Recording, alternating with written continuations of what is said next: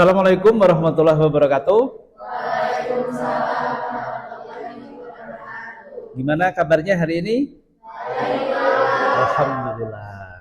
Ada hal-hal yang perlu dipertanyakan untuk pertemuan kemarin?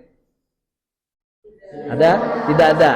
Baik, kalau tidak ada, saya lanjutkan di pertemuan kedua hari ini sekaligus menyampaikan, mereview dari terkait dengan mata kuliah ini ya, praktek penulisan media. Jadi deskripsi di mata kuliah ini adalah mempelajari jenis-jenis tulisan mulai dari opini, berita, artikel, feature, termasuk juga bagaimana menulis dengan model copywriting dan storytelling, termasuk juga di dalamnya ada teknik wawancara, menulis, mengumpulkan berita ya. Dan tentu ini juga tidak hanya dalam bentuk berita, tapi juga bagaimana menulis berita itu akan diupload di berbagai media. Nah, salah satunya adalah dari YouTube ya, di platform Instagram, TikTok dan sebagainya.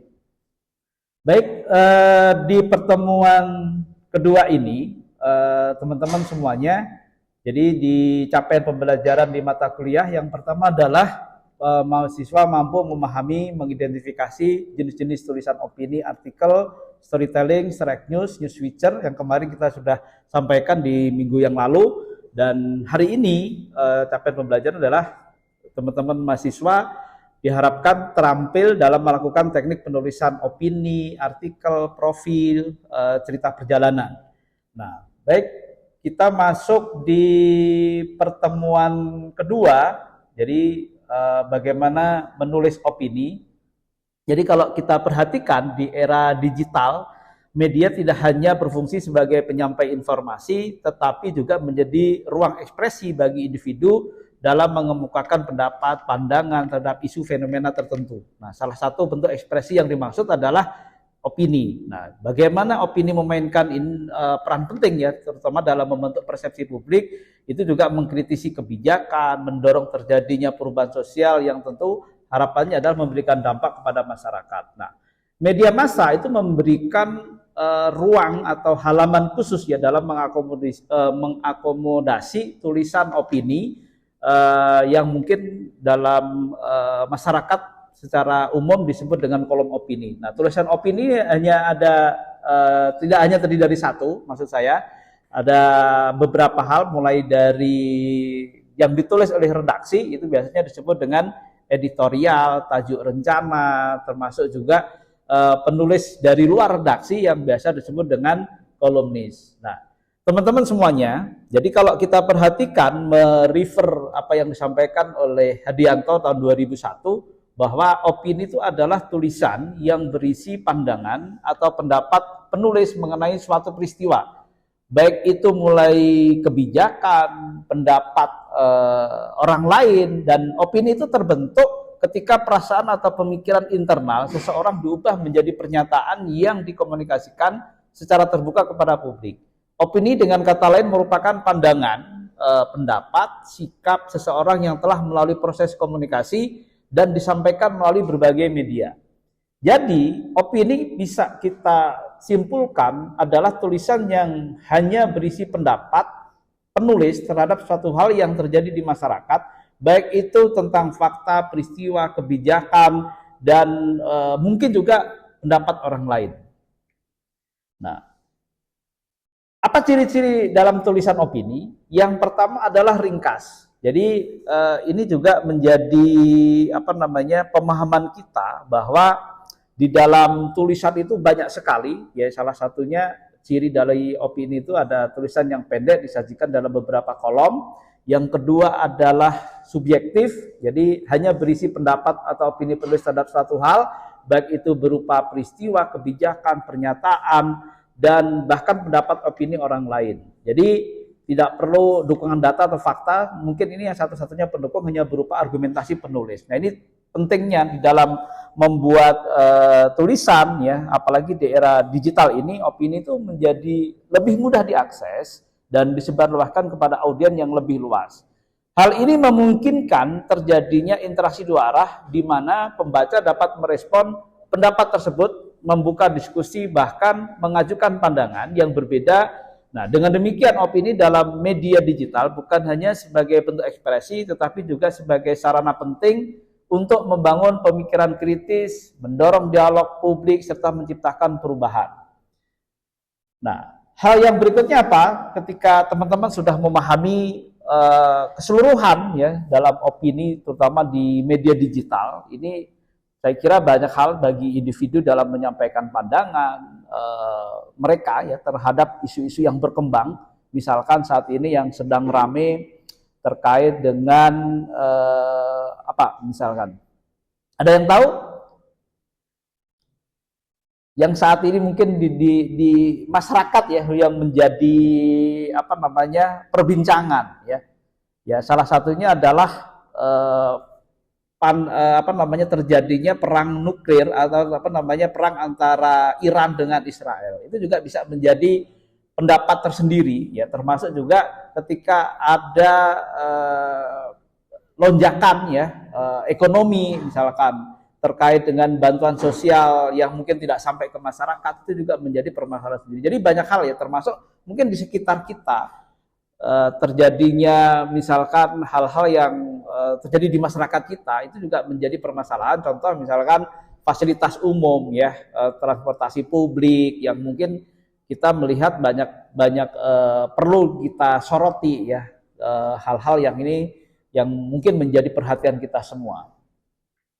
Nah, selain tadi ya ciri-ciri dalam tulisan opini ya, saya ulangi, mulai dari cirinya adalah ringkas, subjektif, termasuk juga tidak perlu dukungan data dan fakta yang mendalam, termasuk ciri opini yang tidak kalah pentingnya adalah berisi kalimat yang persuasif, mempengaruhi, memberikan apa namanya kata kalimat yang bisa apa namanya mempersuasi orang lain. Nah, ini kan perlu cara diksi atau memilih kata dalam kalimat. Nah, memang di dalam menulis itu teman-teman semuanya perlu apa namanya data, perlu fakta. Tapi dalam opini tentu itu perlu argumentasi yang kuat ya, termasuk bagaimana kita mengobservasi di dalamnya. Prinsip yang sederhana di dalam menulis, yang pertama adalah kita harus punya pemahaman bahwa satu kata menjadi satu kalimat menjadi satu paragraf itu lama-lama jadi satu halaman. Dan satu halaman kalau dikumpulkan itu bisa menjadi banyak artikel, banyak tulisan, bahkan kalau dikumpulkan jadi satu buku. Nah, ini yang penting ya bagi mahasiswa di semester 4 ini ya, yang mengambil mata kuliah praktek penulisan media. Jadi tahapan pertama di dalam menulis tentu kita harus memahami betul ya, apa bedanya menulis dengan mengarang, apa bedanya opini dengan artikel. Nah, nanti minggu depan kita lanjut dengan bagaimana ciri-ciri atau mengidentifikasi artikel, termasuk juga membedakan antara artikel, feature, dan lain sebagainya. Baik, saya lanjutkan di teknik menulis opini. Jadi selain tadi memperhatikan ciri-ciri umum, penulis sebaiknya juga memperhatikan syarat-syarat lain. Yang pertama adalah pemilihan tema. Jadi teman-teman semuanya sebaiknya mengulas permasalahan yang memiliki sifat kontroversial. Ini yang sedang marak ya, misalkan kehadiran teknologi media. Kalau dulu orang menulis di media itu kan dengan apa namanya basisnya adalah media cetak. Tapi dengan hadirnya berbagai platform media, orang dengan mudahnya bisa menuliskan ya, mulai dari di Facebook, di Instagram ya, maupun di berbagai platform yang lain. Artinya apa? Di era sekarang itu banyak perubahan, jadi kemudahan juga. Jadi yang paling penting adalah ada nggak di kita ide, gagasan yang tentu itu juga perlu dipersiapkan dengan baik. Nah, selain pemilihan tema, yang kedua adalah pernyataan pendapat atau opini. Ini mungkin tidak ditulis secara emosional atau bernada menghasut atau menjelek-jelekan kelompok tertentu. Nah, ini yang harus hati-hati. Jadi jangan sampai apa yang kita tulis itu juga mengandung unsur sara. Nah, ini yang tentu aspek keharmonisan ya, bahwa tulisan itu juga mengandung banyak arti ya, banyak makna. Tentu juga kita juga harus perhatikan betul. Selain pernyataan pendapat, opini, teman-teman juga melihat pertama adalah sikap penulis. Jadi menghindari pendapat, opini yang dipengaruhi oleh kepentingan pribadi atau kelompok tertentu. Jadi jangan sampai gagasan kita itu ada intervensi dari orang lain atau kelompok tertentu yang isinya adalah menghasut. Nah ini yang harus hati-hati. Nah yang keempat adalah cara penyajian, sederhana, ringkas, padat, dan jelas, terutama pada pokok permasalahan, termasuk dalam struktur tulisan tidak memiliki struktur baku ya. Jadi idenya bisa di awal paragraf, bisa juga di tengah, bahkan bisa di akhir. Nah ini yang perlu dipahami oleh teman-teman semuanya. Baik, tadi saya sudah menyampaikan terkait dengan apa itu opini, yang kedua adalah ciri-ciri dari opini, yang ketiga adalah bagaimana teknik menulis opini. Nah, sebelum kita praktek menulis opini, saya ingin tanya dulu kepada teman-teman semuanya. Ada yang mungkin bisa memahami ya, apa itu menulis dan apa itu mengarang. Silahkan. Ada yang bisa? Oke, ya silahkan. Ega. Oke, jadi apa Ega terkait bedanya menulis dengan mengarang itu? Baik, izin menjawab Bapak. Jadi untuk menulis itu sendiri, pendukungnya itu berdasarkan data dan fakta. Sedangkan kalau untuk mengarang itu mungkin dia tidak berdasarkan data, tetapi berdasarkan imajinasi. Oke, ada yang punya pendapat lain? Setuju ya? Oke, nah kita masuk ke kedua ya. Mungkin teman-teman punya pendapat atau gagasan ya, atau pandangan lain terkait dengan opini ya, atau pendapat. Siapa yang bisa menjawab terkait opini? Ya, silakan. Ariel. Dari apa yang tadi sudah Bapak sampaikan terkait dengan opini, bisa saya pahami bahwa opini ini adalah sebuah tulisan yang berupa pendapat atau pandangan dari seorang penulis yang memang sifatnya adalah bersifat bertujuan untuk mengajak pembaca untuk berpikir kritis, kemudian juga bertujuan untuk membangun wacana atau ruang diskusi, kemudian juga ditulis secara ringkas, subjektif, dan memang nantinya bisa disusun dengan data atau fakta ataupun tidak seperti itu. Tapi memang tujuannya adalah untuk tidak melibatkan kepentingan pribadi, juga tidak menimbulkan gagasan-gagasan yang sifatnya sensitif, yang mana nantinya tulisan ini dapat menjadi sebuah persuasi kepada para pembaca terkait dengan isu yang dibahas seperti itu. Oke, luar biasa ya. Jadi banyak hal ya. Tepuk tangan buat Mas Ariel. Jadi teman-teman semuanya, ketika dalam menulis kita juga sudah memahami betul terkait apa itu menulis dengan mengarang. Jadi kalau menulis prinsipnya adalah harus punya data, punya fakta. Sementara kalau mengarang, ya itu yang mungkin banyak ditulis dalam bentuk novel ya. Teman-teman mungkin pernah membaca karyanya Andre Hirata ya, yang melahirkan sebuah novel, itulah yang berdasarkan imajinasi tentang Belitung ya, Laskar Pelangi. Baik, kita lanjutkan terkait dengan ciri-ciri, tadi sudah sampaikan juga apa itu ciri-ciri opini ya. Silahkan, ada yang punya komentar terkait dengan ciri ini? Ya, silahkan. Berdasarkan dari pemaparan Bapak yang saya dapat pahami di sini, ciri-ciri opini itu terdiri dari 4. Yang pertama itu pastinya ringkas ya Pak. Karena kan misalnya opini ini tidak terlalu banyak paragraf yang dimuatnya. Lalu yang kedua itu adalah subjektif, di mana di sini hanya berisi pendapat atau opini saja, tidak tadi juga dijelaskan juga tidak berisi data atau dukungan dari pihak manapun, karena kan di sini bersifatnya subjektif. Lalu yang jelas di sini juga ada persuasif, di mana memiliki lebih banyak unsur untuk imbauan penulis ketimbang dari paparan yang dijelaskan seperti itu Pak. Baik, terima kasih. Tepuk tangan buat Afifah.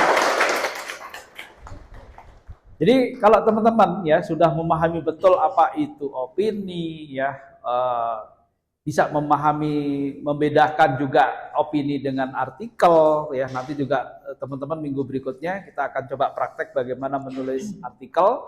Di pertemuan berikutnya juga kita akan belajar tentang bagaimana menulis feature. Jadi mudah-mudahan apa yang kita diskusikan, kita sampaikan hari ini bisa memberikan hal baru ya, bahwa cara menulisnya mungkin secara umum sama, tapi medianya yang tentu berubah ya. Ada perubahan-perubahan yang tentu juga kita juga siap tidak siap harus cepat beradaptasi juga terkait dengan perubahan-perubahan. Baik, tadi beberapa hal sudah kita sampaikan ya terkait dengan opini ya, mulai dari ciri-ciri, teknik penulisan ya. Saya ingin dari teman-teman mahasiswa ada beberapa yang bisa mereview ya dari pertemuan hari ini atau menyimpulkan. Siapa yang siap? Oh ya, silahkan. Izin Bapak meringkas kembali dari apa yang sudah Bapak bahas sebelumnya. Jadi opini ini adalah sebuah bentuk tulisan yang dimana memuat pandangan atau pendapat pribadi penulis terhadap suatu isu, peristiwa, atau kebijakan yang sedang berkembang di sekitar kita atau di masyarakat. Yang dimana tulisan ini juga bersifat subjektif dan tidak selalu memerlukan dukungan dengan data atau referensi ilmiah, karena memang fokus utamanya itu adalah menyampaikan sikap dan pemikiran penulis secara personal. Di media massa, opini juga biasanya itu dimuat dalam kolom opini ya Pak, yang disebut tajuk rencana atau editorial atau pojok dengan gaya penulisannya yang lebih bebas dibandingkan karya jurnalistik faktual. Lalu ciri khas dari tulisan opini ini juga bentuknya adalah ringkas, tidak terlalu panjang, serta lebih menonjolkan unsur ajakan atau persuasi dibandingkan penyajian data. Nah, karena itu juga opini seringkali ditulis dengan gaya bahasanya yang mungkin lebih emosional untuk dapat menggugah dari perasaan pembaca, namun juga tetap harus memperhatikan etika penulisan dalam menghindari unsur sara dan juga ujaran kebencian. Dan penulisan opini ini juga perlu mempertimbangkan beberapa teknik dasar yang dimana pertama pemilihan temanya itu harus tepat dan juga aktual. Lebih baik jika mengangkat isu yang sedang ramai diperbincangkan, menimbulkan pro dan kontra, atau menyentuh kepentingan publik. Lalu yang kedua, itu ada pernyataan opini yang disampaikan itu harus jelas dan lugas, namun tetap menjaga nilai kesopanan dan juga tidak mengandung provokasi yang negatif. Dan yang ketiga, penulis juga harus bisa bersikap secara objektif dalam subjektivitasnya.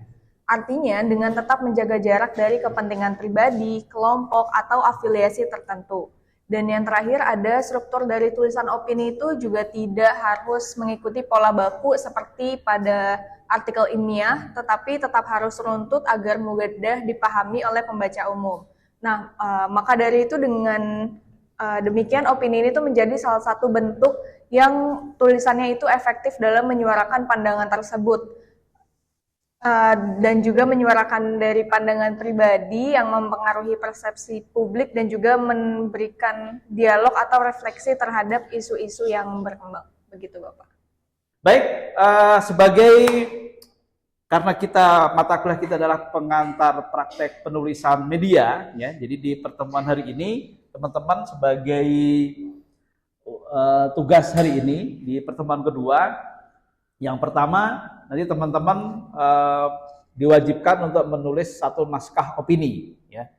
Terus temanya aktual sesuai dengan isu yang sedang viral, ya, di sosial media atau isu yang hangat di media massa. Silahkan nanti dipilih ya, apakah senangnya dengan media massa mainstream seperti di Republika, di Kompas, ya, atau di Jawa Pos, apapun itulah ya. Ini atau hal-hal yang saat ini sedang hangat atau trending topik di berbagai platform media, itu bisa nanti dijadikan sebagai materi tugas hari ini. Nah, yang ketiga, sebelum menulis, teman-teman mohon untuk membaca bahan bacaan yang relevan, ya. Jadi kalau teman-teman pahami betul, bisa nanti baca buku terkait dengan bagaimana menulis konten di platform media. Saya pikir ini banyak bentuknya bisa e-book, ya, itu untuk menambah wawasan, cara, dan strategi di dalam menulis opini tersebut. Nah, caranya seperti apa? Jadi dengan membuat kerangka tulisan atau outline, biasakan dalam menulis itu kita punya rancangan, punya pondasi. Ibarat membangun rumah itu ada desainnya dulu, ya. Jadi arsitektur itu merancang dulu, ya, apa saja di dalam membuat bangunan rumah, ya, mau rumah, mau jembatan, sama dalam menulis opini itu juga teman-teman harus punya apa namanya kerangkanya, tulisan outline-nya. Ini kira-kira di paragraf pertama apa saja yang kita tulis. Ya, itu sekedar panduan. Nah, dengan panduan, pedoman itu yang diharapkan memang teman-teman bisa lebih fokus, ya tentu mendalam, ya jangan sampai loncat-loncat di paragraf pertama, paragraf kedua atau paragraf ketiga. Nah, ini juga menjadi persoalan nantinya. Jadi dengan outline itu idealnya kerangka dengan harusnya hasil harus lebih bagus dari kerangkanya. Namanya kerangka ya mungkin ada outline tersendiri. Nah, naskah tulis nanti ditulis saya ulangi, jadi membuat kerangka tulisan outline dengan judul, tema, dan minimal ada subjudul juga ya. Nanti juga itu juga membuat teman-teman bisa lebih mendalam dalam mengembangkan tulisan.